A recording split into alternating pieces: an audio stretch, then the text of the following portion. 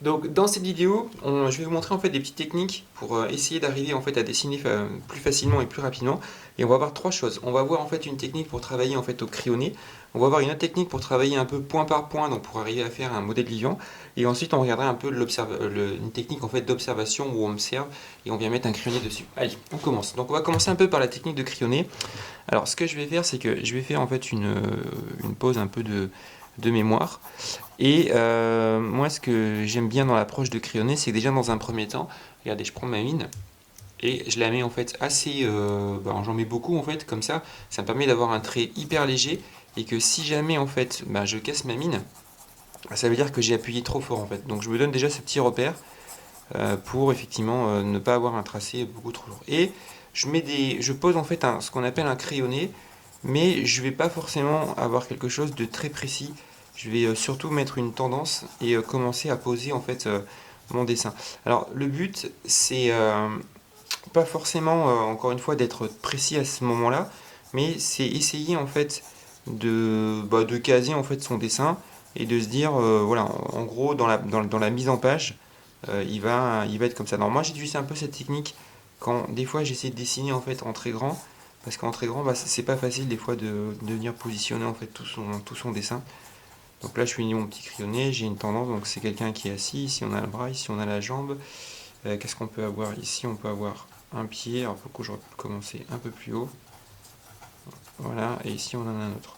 Voilà, une fois que j'ai fait ma tendance, je vais choisir mon outil. Alors, comme outil, ce que je peux choisir, c'est soit je pars sur du bic, soit je pars sur un crayon, on va dire, un peu plus épais, un feutre numéro 12, soit je pars là-dessus, ou à la rigueur, je peux partir sur la plume. Comme mon dessin est un peu petit, ce que je vais faire, c'est que pour le coup, je vais utiliser en fait le bic, et là, je vais être beaucoup plus précis, et je vais redessiner en fait mon dessin. Alors, par exemple, je redessine en fait, là, j'imagine qu'ici, il a un chapeau par exemple. Je ne vais pas forcément respecter les lignes exactes que j'ai en dessous parce que en fait c'est juste donner plus ou moins les proportions et une sorte de mise en page que je peux avoir dans ma page, donc je ne vais pas m'amuser forcément à redessiner exactement, mais en fait j'ai une tendance et je vais m'amuser à... Voilà, donc je ne suis pas les lignes, ici je suis au niveau du cou, alors qu'est-ce qu'on va faire ici? On va descendre, hop. Alors moi cette technique, je l'utilisais, j'ai pas commencé forcément par celle-ci quand j'ai souhaité me perfectionner par le dessin, j'ai plus utilisé en fait la deuxième voire la dernière. Mais je sais que celle-ci elle est utilisée régulièrement, surtout quand on veut faire des dessins en fait assez propres.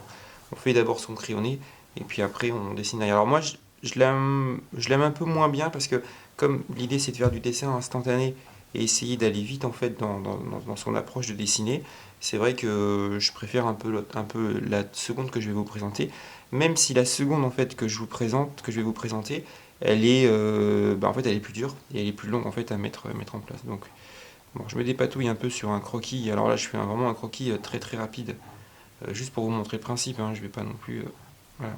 Donc là j'ai fait un bonhomme assis.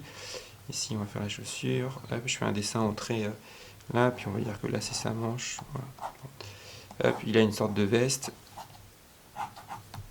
Voilà, on va faire un petit visage rapide. Donc là, je pose un premier œil, un deuxième.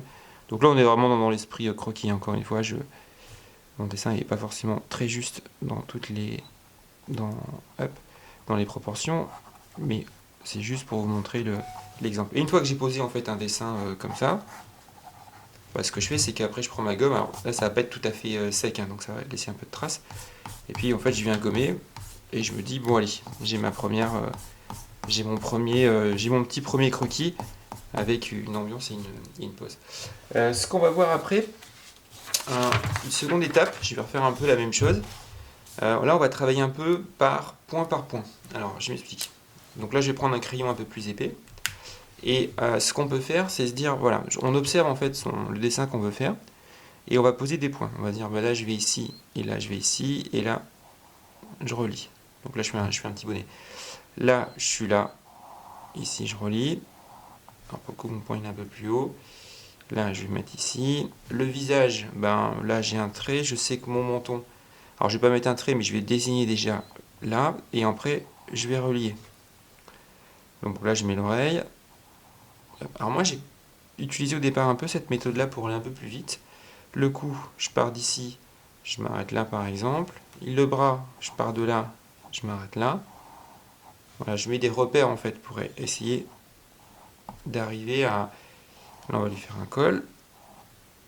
Voilà, comment c'est fait ici? On va mettre là. Alors, je suis de tête, hein. Donc là, ici, hop, on va lui faire une jambe qui va partir de là, parce qu'en fait, il est assis. Mais la jambe, elle s'arrête, le haut de la jambe, le genou, en fait, s'arrête là. Voilà. Ici, on va le faire descendre un peu plus là. Donc, je mets le bas, je mets le creux ici. Et après, hop, je vais venir relier. Je relie mes points. Ici, on met le pied. La chaussure, je commence par le talon, je monte, je descends, je tourne. Voilà. Hop. Bon, je fais pas tous les détails. Ok, ici on va faire un genou. Donc, alors là, ce que je fais, c'est que je pose mon premier repère, donc mon point, qui est mon genou ici, et j'essaie de l'aligner en fait dans la tête. Je monte le haut. Je vais chercher un peu plus bas, parce qu'il est à genoux. Ici on ferme, on va mettre une chaussure. Tac. Voilà. Qu'est-ce que j'ai d'autre? On va faire un bras. Alors le bras, je pose mon repère, mon point, qui est ici en fait, le coude. Je tire. Voilà, je fais l'intérieur du bras, donc on va dire qu'il a un gros pull. Puis on a une main qui va là. Hop. Voilà. Et là, j'ai oublié ce trait, qui est comme ça.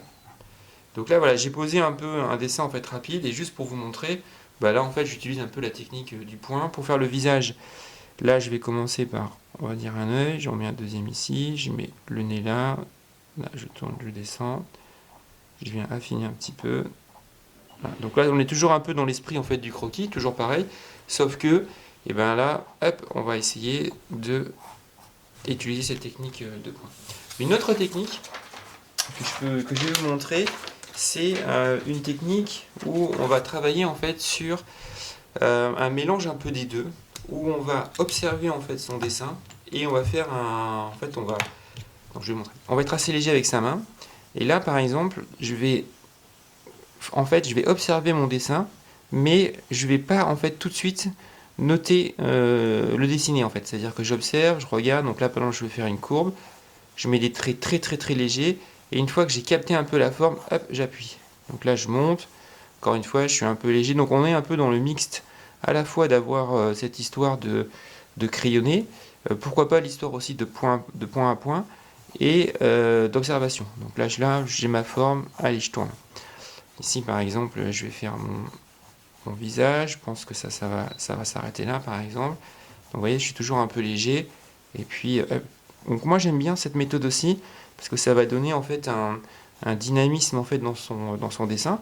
Parce que par exemple, avec le trait qu'on a un peu derrière, à la fin, bah, ça va donner une tendance, surtout si on fait du mouvement. Et moi je trouve que elle est peut-être un peu plus dure encore une fois au départ, mais après on a quelque chose de sympa. Et des trois dessins, je trouve que lui va mieux donner en fait que les autres. Alors peut-être qu'après je me suis aussi pas mal entraîné. Enfin, du coup, vu que c'est le troisième, c'est un peu mieux. Mais regardez, voilà, mon crayonné est à la fois un petit peu plus propre. Là, je peux repasser. Et là, je commence à avoir une forme assez sympa. Donc pour le coup, j'ai pris un crayon. Ils sont bien en plus ces crayons là. Un 8B, donc un peu plus fort. Voilà. Et puis, ça va me permettre, voilà, de dessiner et de mettre ma forme. Donc en fait, quoi choisir au départ si jamais vous voulez vous perfectionner? Alors, ça va dépendre de ce que vous souhaitez dessiner. Moi j'ai envie de dire, faut faire des essais en fait. Faut faire des essais. Et puis alors, faut pas hésiter à s'entraîner, on va dire un peu grand. Enfin, dessiner, on va dire, sur quelque chose d'assez grand. Et cette technique, au final, elle est peut-être plus simple en fait que le point par point, parce que en fait, si je reviens un peu sur l'histoire du point par point, le truc c'est que regardez, c'est pas quand même c'est pas le même style, hein. On n'est pas voilà, c'est pas pareil. Alors j'ai fait mon dessin, je pense qu'il y a même des petites erreurs parce qu'au final j'ai fait une tête, on va dire, un peu plus petite, et là j'ai fait une tête un peu plus grosse. Donc on voit que là en fait j'ai plus travaillé avec la gestuelle. Et le premier, bah lui, ouais, pourquoi pas. Mais au final, je pense que lui, il sera beaucoup mieux. Parce que cette histoire de... On est à la fois sur un... Alors après, on peut mixer aussi, hein. On peut mixer à la fois... On peut se servir de ça comme avoir une sorte de crayonné, on va dire, un peu léger. On peut après reprendre une technique de point par point en disant, bah, je vais là, et du coup, je fais mon ancrage beaucoup plus fort. Ça marche aussi, hein. Et c'est même au final assez propre. Donc, mais ça dépend vraiment de ce que vous voulez faire, hein. Si vous êtes dans une approche de carnet croquis ou dans un atelier pour faire du modèle vivant et que vous devez dessiner par exemple dans un laps de temps de 5 minutes, bah, c'est vrai que cette technique elle est quand même beaucoup plus rapide que de faire le crayonné de départ. Donc là voilà, je pose mon dessin, je mets mes repères et donc quand je suis sûr de mon coup, et ben j'y vais. Un peu comme je l'ai montré dans une autre vidéo, mais si par exemple vous voulez vous amuser à faire par exemple des cercles, bah, quand on fait un cercle en fait, on est on va dire assez léger comme ça. Et là, une fois que j'ai chopé, pardon, que j'ai vu en fait la forme qui m'intéressait, bah, hop, je viens mettre un peu de pression, voilà, pour avoir un cercle assez propre. Donc on est un peu dans cette même technique, hein, d'être, on va dire, assez léger. Et puis après, une fois que j'ai ma forme, et ben, je viens appuyer un peu. Donc voilà, donc c'est une petite technique pour voir en fait quel style d'approche vous pouvez avoir pour commencer à réussir un dessin et surtout à vous amuser à dessiner rapidement sur du modèle vivant ou dans des carnets de voyage. Donc à vous de vous entraîner, je vous souhaite bon courage pour la suite de vos dessins.